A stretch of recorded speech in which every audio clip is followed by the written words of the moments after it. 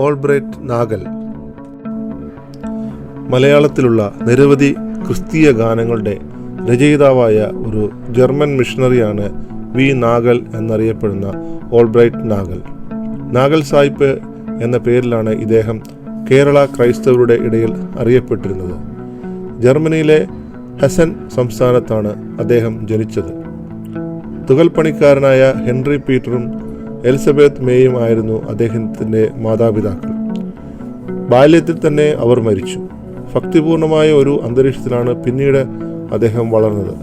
സഞ്ചാര സുവിശേഷകനായിരുന്ന ഒരു ചെരുപ്പുകുത്തിയുടെ പ്രസംഗം കേട്ട് 18-ാമത്തെ വയസ്സിൽ നാഗലിന് മാനസാന്തരം ഉണ്ടായെന്നും അതോടെ സുവിശേഷകനായി ജീവിക്കണം എന്നു തീരുമാനിച്ചു എന്നും പറയപ്പെടുന്നു. ആ തീരുമാനത്തെ തുടർന്ന് ബേസൽ പട്ടണത്തിലുള്ള ലൂതറൻ വൈദിക പാഠശാലയിൽ പ്രവേശിച്ചു. 6 വർഷത്തെ അഭ്യാസത്തിനു ശേഷം 1892 അദ്ദേഹത്തെ ഇവാഞ്ചലിക്കൽ ലൂതറൻ മിഷന്റെ ഇന്ത്യയിലെ പ്രവർത്തനത്തിനായി നിയോഗിച്ചു. 1893 ഡിസംബർ മാസത്തിലാണ് അദ്ദേഹം കണ്ണൂരിൽ എത്തിയത്. വാണിയംകുളത്തെ ബേസൽ മിഷൻ കേന്ദ്രത്തിന്റെ ചുമതല ഏറ്റെടുത്തു.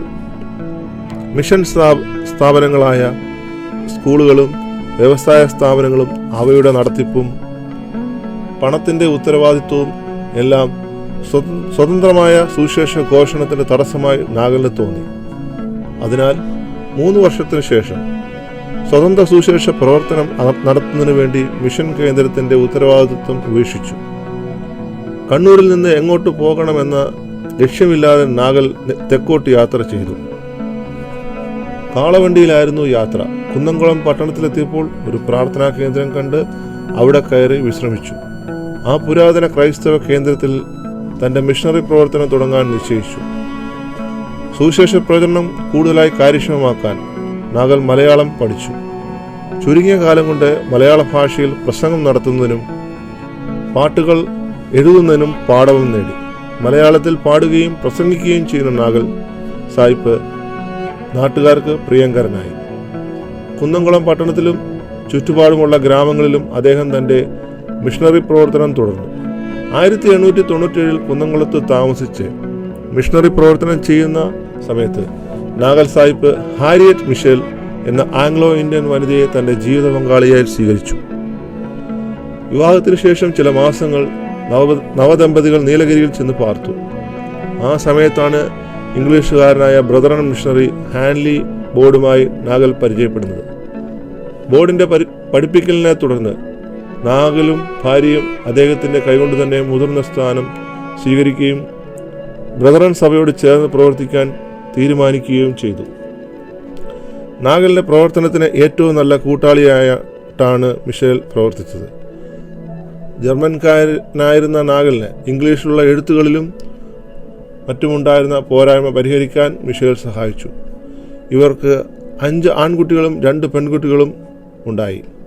ഇവരിൽ ഒരു ആൺകുട്ടിയും ഒരു പെൺകുട്ടിയും ശൈശവത്തിൽ തന്നെ മരിച്ചുപോയി.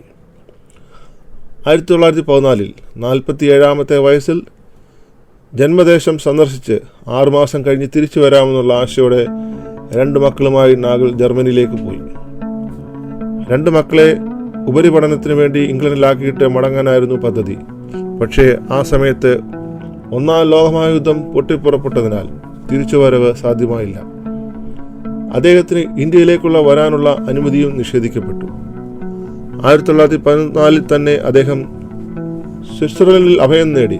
ഭാര്യ മിഷേലും 3 മക്കളും കേരളത്തിൽ, മൂത്ത 2 മക്കൾ ഇംഗ്ലണ്ടിൽ. കേരളത്തിലേക്ക് വരാൻ സാധിക്കാത്തതിൽ ഏറെ ദുഃഖിതനായിരുന്ന അദ്ദേഹം പറവൂരിലെ വിശ്വാസികൾക്ക് അദ്ദേഹം കത്തെഴുതി. ഇതാണ് ആ കത്ത്. ഈ കത്ത് എഴുതി അധികനാൾ കഴിയുന്നതിന് മുമ്പ് നാഗൽ പക്ഷപാത രോഗബാധിതനായി. 1921 മെയ് 12-ാം തീയതി ജന്മസ്ഥലമായ ജർമ്മനിയിൽ വെച്ച് നാഗൽ അന്തരിച്ചു. കേരളത്തിൽ വന്ന് മിഷണറി പ്രവർത്തനം ലക്ഷ്യമാക്കി നാഗൽ സായിപ്പ് മലയാളം പഠിച്ച് എന്ന് മാത്രമല്ല അതിൽ പ്രാവീണ്യം ഉള്ളവനുമായി തീരുകയും ചെയ്തു. ചെറുപ്പം മുതൽ തന്നെ പാട്ടുകൾ ഈണത്തിൽ പാടാനും ജർമ്മൻ ഭാഷയിൽ കൊച്ചു കൊച്ചു ഗാനങ്ങൾ എഴുതാനും നാഗൽ സായിപ്പ് താല്പര്യം പ്രദർശിപ്പിച്ചിരുന്നെന്ന് പറയപ്പെടുന്നു. ഈ വാസന മലയാള ഗാനരചനയ്ക്ക് അദ്ദേഹം ഉപയോഗിച്ചു. അദ്ദേഹത്തിൻ്റെ പ്രശസ്തമായ ചില മലയാള ക്രൈസ്തവ ഗാനങ്ങൾ താഴെ പറയുന്നവയാണ്. യേശുവേ നിന്റെ രൂപമേ എൻ്റെ കണ്ണുകൾക്ക് എത്ര സൗന്ദര്യം. യേശുവേ നിന്റെ രൂപമേ എൻ്റെ കണ്ണുകൾക്ക് എത്ര സൗന്ദര്യം. സമയമാൻ രഥത്തിൽ ഞാൻ സ്വർഗയാത്ര ചെയ്യുന്നു. സ്നേഹത്തിൽ ഇടയനാം യേശുവേ, വഴിയും സത്യവും നീ മാത്രമേ. സ്നേഹത്തിനിടയനാം യേശുവേ, വഴിയും സത്യവും നീ മാത്രമേ.